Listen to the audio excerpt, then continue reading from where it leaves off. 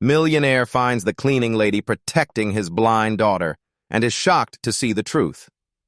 Jose Marquez discovered that a cleaning lady loved his daughter more than his own wife when he found her defending her from the stepmother's screams. It was a hot October afternoon in Mexico City, and Jose had just arrived from a business trip that had lasted 2 weeks. At 45 years old, he had built a real estate empire that allowed him to live in a mansion in Polanco. But success had its price. He was almost never home to see Julia, his 12-year-old daughter who was born with congenital blindness. Going up the marble stairs, Jose heard upset voices coming from Julia's room. One voice he recognized immediately. It was Susana, his second wife, whom he had married 3 years ago. The other voice he didn't know, but it sounded firm and protective. "The girl needs to leave this room and learn to be independent," Susana shouted. "She's already 12 years old and acts like a baby." "Mrs. Susana, please lower your voice. Julia is scared," the unknown voice responded with a soft country accent. "She's a girl who needs patience and affection." Jose approached the half-open door and saw a woman with brown hair pulled back in a crooked ponytail wearing the blue uniform of the cleaning ladies. She was standing between Susana and Julia, who was curled up on the bed hugging a teddy bear. "You're just a cleaning lady. You have no right to interfere in how to educate a girl in this house." "My name is Teresa Montes, and when I agree to take care of a house, I take care of everyone who lives in it. Julia is a sweet and intelligent girl. What she needs is love, not shouting." "You're fired. Pack your bags and leave today." Julia began to cry softly, and Teresa immediately knelt beside the bed. "Everything's fine, little one. I'm here," she whispered gently, taking the girl's hand. Jose felt something stir in his chest. How long had it been since he saw someone treat his daughter with such tenderness? He knocked gently on the door and entered. "What's going on here?" Susana turned quickly. "Jose, good that you arrived. This employee is being disrespectful and interfering in Julia's education." Teresa stood up, maintaining her dignity. "Mr. Marquez, sorry for the inconvenience. I just wanted to protect Julia from harsh words." Jose looked at his daughter still trembling on the bed. "Teresa, right? How long have you been working here?" 6 months, sir." 6 months. During his constant travels, a stranger had become the person who took care of his daughter the most, and he didn't even know her full name. "Daddy," Julia called with a small voice. "Teresa always helps me when you're not here. She reads me stories and teaches me new things." Jose felt a lump in his throat. "Susana, I need to talk to you in the living room now." He turned to Teresa. "Please, stay with Julia. I'll be back in a few minutes." As he left, he heard Teresa whisper to his daughter, "How about I tell you about the little birds I saw in the garden this morning?" The next day, Jose decided to do something he hadn't done in months: work from home. Through the window, he saw Teresa teaching Julia how to take care of the plants on the balcony. "Feel this leaf, Julia. Do you recognize this smell? It's basil." Julia laughed proudly. "Just like the one Grandma Carmen planted at the beach house." Jose felt a pang in his chest. Carmen was the mother of his first wife, Lucia, who died when Julia was only 2 years old. During lunch, he observed the interactions between the two. Teresa cut Julia's food into small pieces without making a fuss. She described the dishes so the girl could see them with other senses. "Teresa," Jose interrupted, "can I know how you learned so much about caring for children with visual disabilities?" Teresa looked down. "My younger sister was also born blind, Mr. Marquez. I grew up learning that she needed independence, but with care and affection." Jose noticed how Teresa talked about disability naturally, without pity or drama. During the afternoon, he continued observing. He saw Teresa organize Julia's toys in a specific way, always in the same places, so the girl could find them easily. When Susana arrived from her shopping, The atmosphere changed immediately. Julia became tense. Teresa discreetly moved away, and the house, which minutes before was full of laughter, became silent. "Jose, I need to talk to you about that employee," Susanna said during dinner. "She's creating a very strong bond with the girl. That's not healthy." "Why not?" "Because Julia is going to depend on her. A cleaning lady shouldn't have so much influence in a girl's education. Teresa seems to have good training with special needs children, and Julia is happier than I've seen her in months." "Exactly. She's getting too attached. When Teresa leaves, Julia is going to suffer." "Who said Teresa is leaving?" Susanna looked at him surprised. "Jose, she's temporary, an employee. We can't allow her to become essential." That night, Jose walked through the silent house and stopped in front of Julia's room. Next to the bed, there was a small recorder. Curious, Jose pressed the play button. Teresa's voice filled the room softly. "Once upon a time, there was a brave girl who saw the world in a very special way. She could hear the colors of the wind and feel the shapes of the clouds." Jose realized that Teresa had recorded personalized stories for Julia. Stories where the protagonist was a blind girl who lived incredible adventures, who was strong, independent, and loved. "Susanna, we need to talk about our family." She turned, noticing something different in his tone.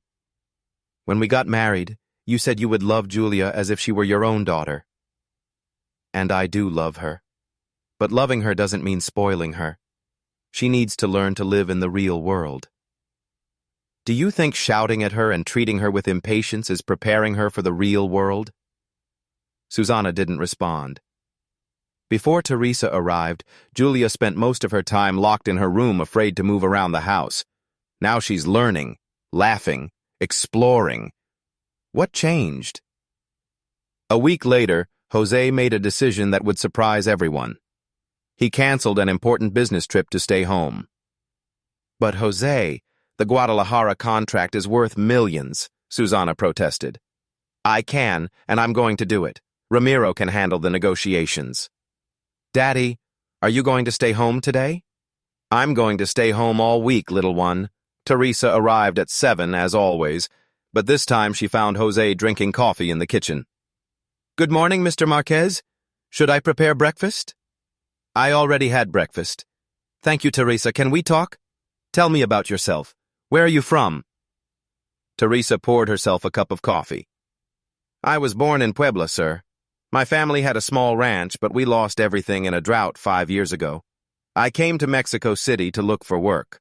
I worked in several houses before arriving here, but I had never felt so needed."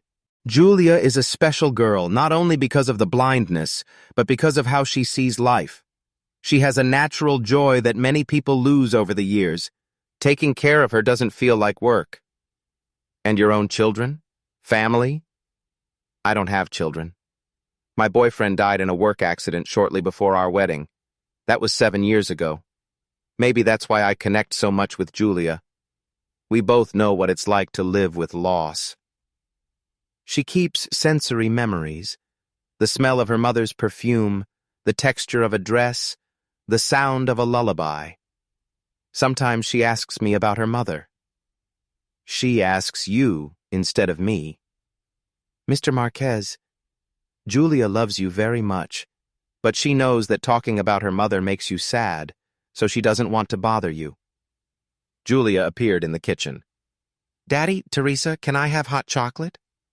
"Of course, little one," Jose responded. "I'll make it." While Jose prepared the chocolate, he listened to his daughter talk about her Braille classes, an audiobook, a new song she had learned to play on the keyboard. "Julia," he interrupted gently, "do you remember your mother?" The girl was quiet for a moment. "I remember her smell and her voice singing to me." "Why, Daddy?" "Because your mother loved you very much and I should talk about her more often. Teresa says my mother is in the stars, but also here in my heart when I miss her." Jose looked at Teresa. Teresa is right. The rest of the morning went by quickly. Jose accompanied Julia's activities. When Susanna returned for lunch, she found Jose, Julia, and Teresa laughing in the living room. "What's going on here?" "We're eating together. Teresa should be in the kitchen. Teresa is part of this family." Susanna looked at him with an expression he had never seen before. "Jose, I need to talk to you now." They went to the office. "What do you mean Teresa is part of this family? Do you mean she takes care of Julia better than any of us?" "She's an employee, Jose. She's a person who loves our daughter." "Our daughter?" Susanna laughed bitterly. "Julia is not my daughter. She never was, although I tried. And now you're replacing me with a cleaning lady." "Susanna, when was the last time you sat on the floor to play with Julia? When was the last time you showed that you like being with her?" Susanna didn't respond. "You're choosing her instead of me. I'm not choosing Teresa instead of you. I'm choosing Julia over what's convenient." 3 days later, Jose woke up to screams. It was 6 in the morning. He went down the stairs and found Susanna in the living room with a small suitcase. "I'm going to my mother's house for a few days. I need to think." "Think about what?" "About us, Jose. About this whole situation. When I married you, I thought I could be a good stepmother to Julia, but she never really accepted me. And now that Teresa arrived, who in 6 months achieved what I couldn't in 3 years. Susanna, Julia needs affection and patience. Teresa has it naturally, and I don't. I tried, but every time I approach her, I feel like I'm competing with the memory of her mother, and now also with Teresa." Teresa arrived at work and found the front door open. "Sorry, I didn't know you were busy." "Come in, Teresa.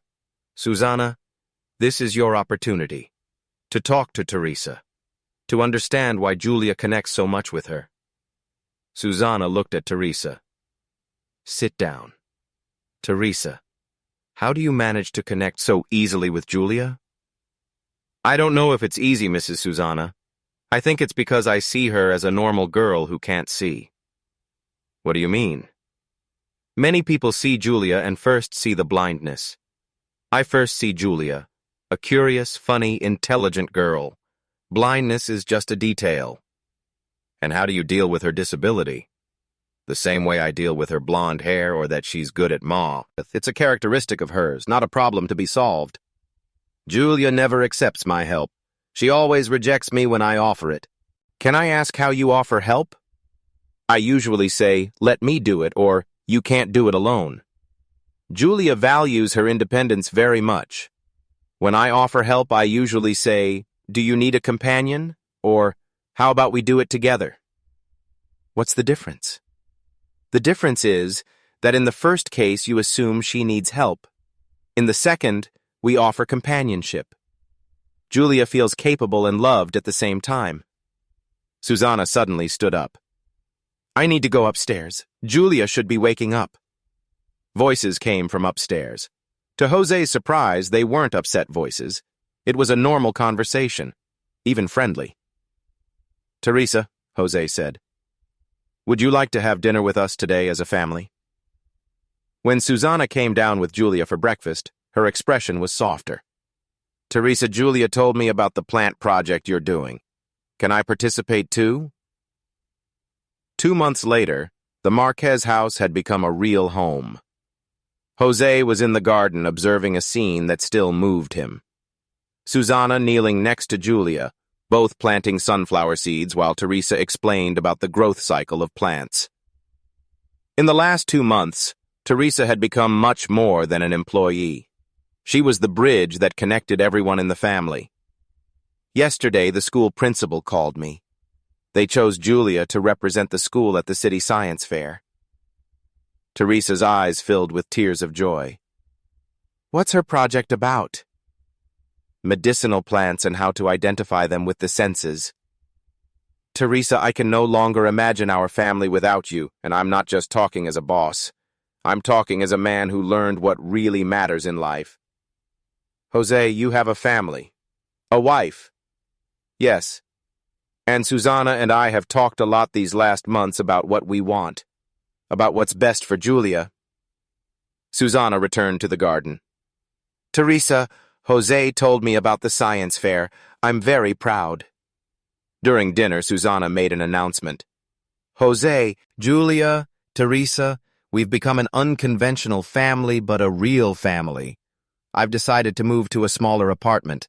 I want to rediscover myself, maybe resume my architecture studies. Our marriage was based on the idea that I would replace Julia's mother, but Julia doesn't need a replacement. She needs people who love her as she is. And Teresa, I want to make official what is already a reality.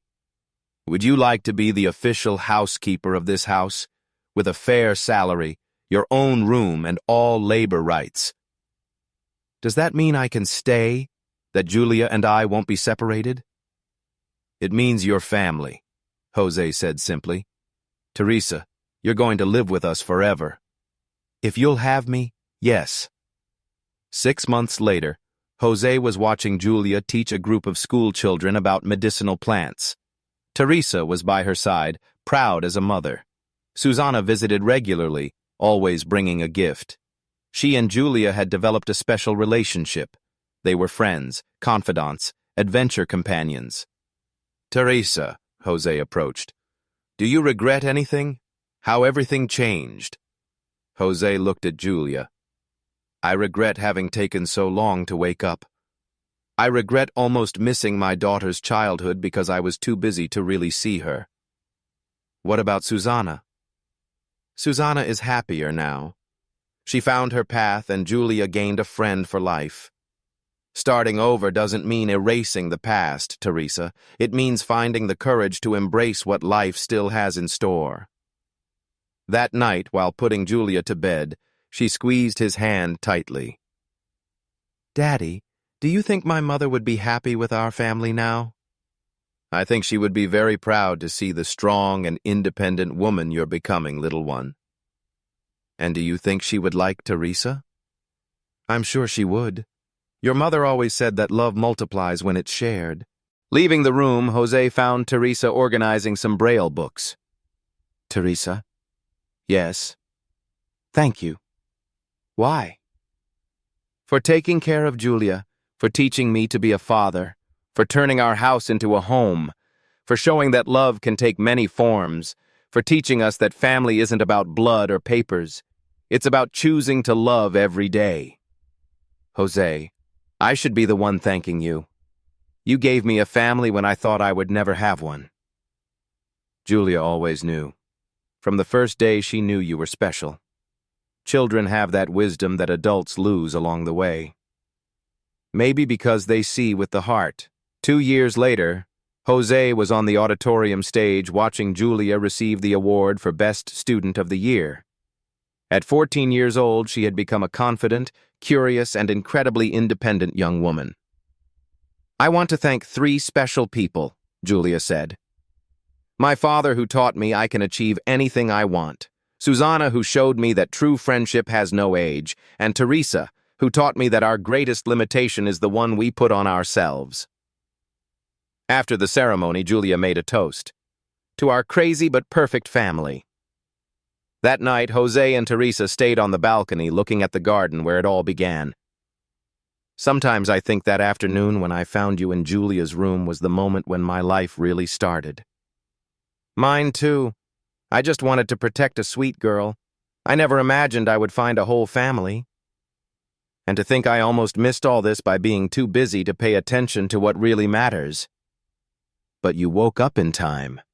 We all woke up in time. Starting over doesn't mean erasing the past, but finding the courage to embrace what life still has reserved. Sometimes the most important people enter our lives silently, disguised as something common, when in reality they are extraordinary gifts waiting to be discovered.